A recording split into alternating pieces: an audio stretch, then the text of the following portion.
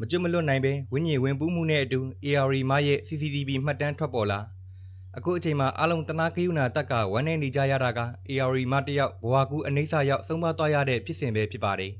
အခုဆိုပိုပြီးတနာစရာကောင်းတာက AR မဟာမတရားဆုံးမကွယ်လွန်သွားရတာကြောင့်ဇာပနာအခမ်းအနားမှာတငယ်ချင်းတွေကိုဝင်ရောက်ပူးကတ်ခါသူမဘလို့လောက်ကြံခံရတယ်လဲဆိုတာကိုပြောပြလာတာပါ AR မရဲ့အဆိုအရတီဟာဆိုတဲ့ကောင်လေးဟာသူမကိုချိန်တွေးဖို့ခေါ်သွားတယ်လို့ဆိုပါတယ်အဲ့ဒီနောက်မှာတော့တီဟာနဲ့အတူသူ့အကိုဝမ်းခွဲဆိုတာပါလာကြောင်းအဲ့ဒီနောက်မှာတော့သူ့ကိုနှုတ်ပိတ်ကရွှေတွေငွေတွေနဲ့အတူ iPhone 17 Pro Max ပါယူသွားတာဖြစ်ပါတယ်